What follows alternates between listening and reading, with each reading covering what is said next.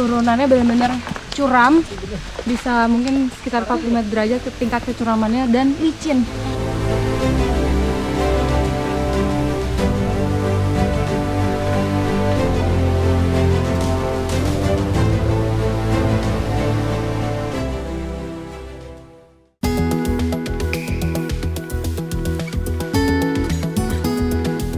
Halo, Assalamualaikum Bang Ferdi. Waalaikumsalam. Apa kabarnya Bang? Kabar baik. Baik ya, Alhamdulillah. Ini rumah Bang Ferdi yang waktu itu ya, yang di jalan... Ya. Oh itu jalannya udah seperti... Oh. Tepat di tempat jalan. Di tempat liputan saya 2023 ya waktu itu. Tidak semua perubahan sempat kami saksikan. Kadang perubahan baru datang setelah kamera berhenti merekam. Telepon dari Desa Tepal membawa kami kembali ke tahun 2023 saat jalan menuju desa ini belum layak dilalui ketika hasil bumi melimpah tetapi sulit keluar dari kampungnya sendiri. Jalannya sudah bagus sekarang ya Bang ya? Ya, alhamdulillah jalannya udah di aspal. Alhamdulillah. Dua kata itu sudah diaspal, terasa berat bagi saya. Bukan karena saya tidak percaya, justru karena saya tahu betapa lamanya kata-kata itu ditunggu.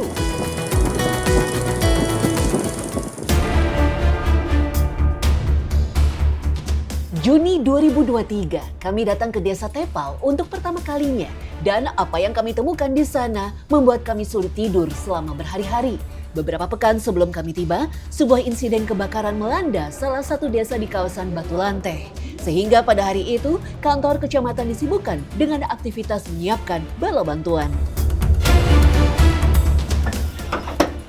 Perjalanan saya kali ini bersama dengan teman-teman dari Kecamatan Batu Lanteh ingin mengirim bantuan. Kebetulan sekitar 3 minggu lalu terjadi kebakaran di Desa Tangkampulit yang berdekatan dengan lokasi tujuan kita, yaitu Desa Tepal. Selamat datang di Indonesiaku.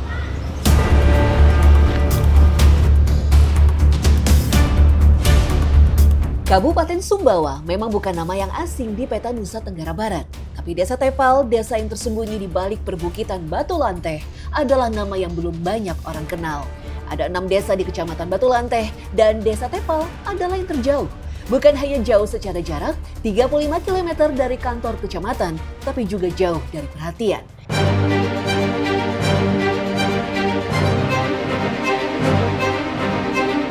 Setelah 1,5 jam, kami harus berganti kendaraan. Mobil tak bisa melanjutkan rute karena jalan berbeda dengan tujuan para pengantar bantuan. Nah sekarang udah sampai di Dusun Pusu Desa Tepal. Kita harus berpisah sama mobil karena mobil mau pergi menyalurkan bantuan. Sementara saya melanjutkan perjalanan menggunakan sepeda motor. Desa Tepal punya 3 dusun dan jarak antar dusunnya lumayan jauh. Dari Dusun Pusu ke Dusun Induk saja jaraknya 5,5 km. Jalan yang kami lewati adalah jalan utama provinsi yang saat itu masih dalam proses pembangunan dan belum sampai ke Dusun Induk. Desa ini berada di ketinggian 800 meter di atas permukaan laut. Artinya, seluruh perjalanan terus menanjak, udara tipis, dan jalan berliku tanpa batas. Nah setelah melewati perjalanan panjang kurang lebih 35 km dari kantor Kecamatan Batu Lanteh, dan tadi pun sepanjang perjalanan kita melewati jalan yang sedang dibangun, ini akhirnya sudah sampai di Desa Tepal. Ini yang mau dibawa ya Mas? 2 tahun kemudian, kami menelpon Bang Ferdi, salah satu warga Desa Tepal, untuk mengecek apa yang sudah berubah. Di layar HP terlihat jelas perbedaan yang tidak perlu banyak kata, jalan beraspal lebar, truk besar bisa masuk. Jalannya dibangun di 2023. Oh. 2023 pembangunan jalan Iya. ini. Saya 2023 ke sana kurang lebih bulan Juni kalau nggak salah ya, Juni-Juli ya, pertengahan tahun saya ingat banget. Nah, artinya itu dibangunnya setelah kami Indonesiaku pulang dari sana ya kayaknya ya? Ya, apa namanya, di akhir, mulai pengerjaan itu di akhir. Akhir 2023. 3 itu. Artinya, liputan kami di 2023 saat jalan itu masih tanah merah berlumpur adalah potret terakhir sebelum semuanya berubah. Bang, saya boleh lihat nggak kita eksplor sedikit tuh jalannya ya, yang jalan raya. Truk besar bisa masuk sekarang. Keren. Nah, ini yang mana, yang ke arah Sumbawa, ke yang mana? Yang arah Batu Rotok yang mana? Sebelah, nah, yang ke sini yang ke arah Sumbawa. Oh, itu yang arah Sumbawa ya. Oh, saya masih ingat itu rumah-rumahnya yang di sana. Wah, lagi rame ya di sana ya, sore-sore begini ya. Kalau sore-sore begini banyak Siap. yang sedang bola, main volley gitu juga. Wah. Juga anak-anak yang main-main di jalan. Dulu sepanjang jalan yang kami lalui sepi, warga jarang terlihat. Kini ternyata ada kehidupan di sana yang selama ini tersembunyi karena akses yang memutus segalanya. Dan soal yang paling penting, apakah jalan baru itu mengubah nasib petani? Jadi dengan adanya jalan kan jadi lancar ya jual hasil panen ke Sumbawa ya? Ya, apa namanya, kan mata pencariannya itu kopi, Mbak, mata pencarian utama masyarakat di sini. Nah, untuk penjualan sekarang itu dengan bagusnya akses ini, ada juga truk-truk pengepul yang datang mengambil langsung hasil alam dan bisa juga jual di pengepul lokal. Ada juga yang memilih bawa ke Sumbawa. Truk pengepul datang langsung, sesuatu yang mustahil 2 tahun lalu. Tapi ada satu hal yang masih belum berubah. Ini yang mungkin yang dibutuhkan masyarakat itu soal jaringan. Oke. Bang Ferdi, saya sebelumnya turut senang karena ada progres perkembangan yang cukup baik di Tepal. Semoga banyak hal baik lagi yang datang ke sana ya Bang ya. Termasuk jaringan ini nih, lihat nih, ngadet-ngadet. Dan disitulah percakapan kami terputus. Bukan karena tidak ada sinyal dari Jakarta, tapi karena di ujung sana, di ketinggian 800 meter, jaringan masih belum stabil. Tapi kita mundur dulu ke 2023, ke saat kami pertama kali menginjakan kaki di tanah merah Desa Tepal. Karena ada cerita yang harus kalian dengar. Di Desa Tepal tumbuh sesuatu yang sedang diincar dunia. Sejak 2021, pemerintah pusat menggadang-gadang porang sebagai komoditas ekspor unggulan. Umbi satu ini jadi bahan baku tepung konjak yang diekspor ke Jepang, Cina, dan Korea untuk industri pangan hingga kecantikan. Faktanya, pada tahun 2022 lalu, ekspor porang Indonesia tembus 921 miliar rupiah.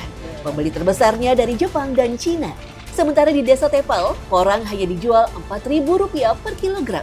Dan yang lebih mengejutkan, porang di sini tumbuh liar, organik, tanpa pupuk, persis seperti yang dicari pasar internasional. Sekarang saya sama ibu-ibu lagi jalan ke kebun porang untuk kita panen. Nah, porang ini juga jadi salah satu komoditas utama di Desa Tepal. Dan ini biasanya tuh dijual ya Bu ya, langsung dijual. Nanti kita ikutin prosesnya dari panen sampai dibersihkan dan dijual. Tiba di kebun, saya terkejut melihat umbi porang bertebaran di mana-mana, seperti dibiarkan. Dan memang begitulah keadaannya. Warga menanam bibit tanpa pupuk, tanpa pendampingan, tanpa tahu bahwa tanaman yang mereka anggap biasa ini sedang diperebutkan oleh pasar global. Nah ini porang ini jenis umbi-umbian yang cara mengambilnya tuh kita harus mencangkul dulu di area sekitar akarnya. Nanti baru kita cabut isi porangnya.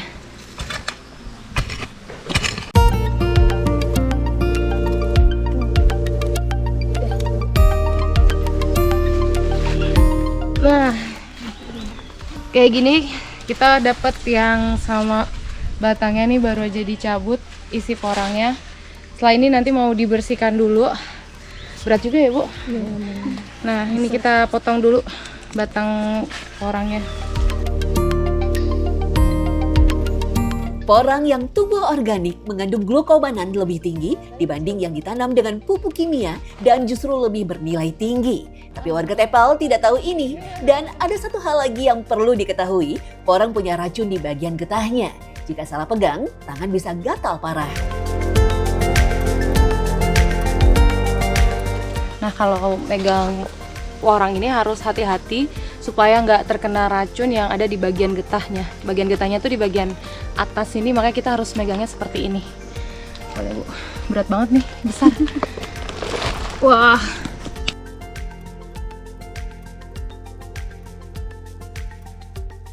Kalau sekarang emang harga porang per kilo tuh berapa sih Bu? Tahun kemarin itu 4.000 mungkin. 4.000? Iya, Murah banget ya Bu? iya. Ibu jualnya kemana? Di dekat sini. Oh, gitu. Tapi ada yang nyari datang ke sini nggak Bu? Pernah nggak ada yang nyari porang datang ke sini gitu? Udah ada lewatan itu. Orang-orang jual, orang-orang di sini. Kira-kira kenapa sih Bu bisa semurah itu gitu? Nggak tahu, mungkin jalannya itu transportasinya itu masih kayak gitu. Makanya kita Karena jauh ya, Iya. mungkin Bu ya. ya Nah, tapi Ibu tahu nggak sih sebenarnya di kota-kota besar ya, lagi lumayan banyak Bu yang mencari porang ini karena ya udah ada penelitian kalau berkhasiat ya gitu. Tahu nggak Ibu? nggak tahu. Nggak tahu ya. Ya Tuh, jadi sebetulnya mungkin kalau tahu di sini harganya Rp4.000 tuh kaget banget Bu, sangat Iya. rendah banget Iya. gitu. Nah, kalau dengan melihat seperti ini Bu, harapannya apa sih Bu? supaya bisa naik tuh, bisa tinggi harganya, bisa ada penjual di sini yang ngambil. Bisa. Harapan kita.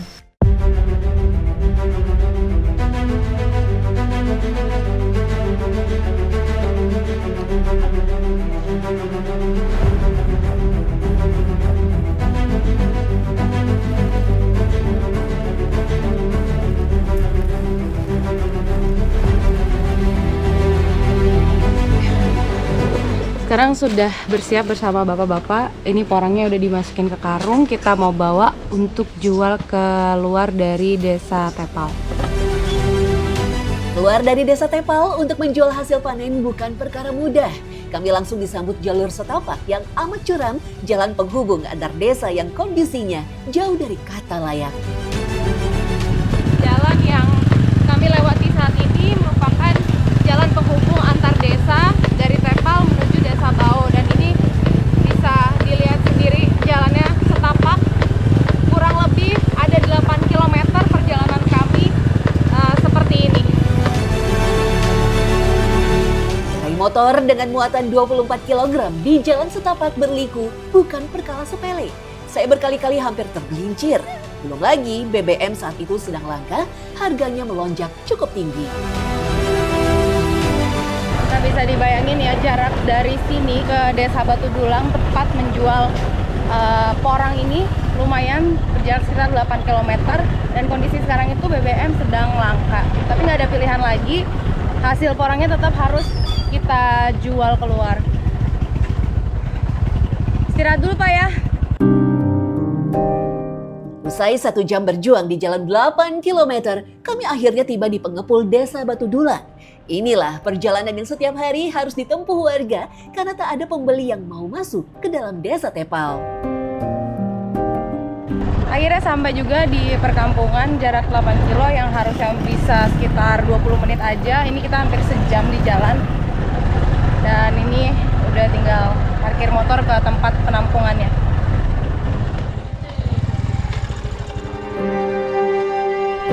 Di sini angka-angka berbicara lebih keras dari kata-kata. Supran dan saudaranya membawa 72 kg porang.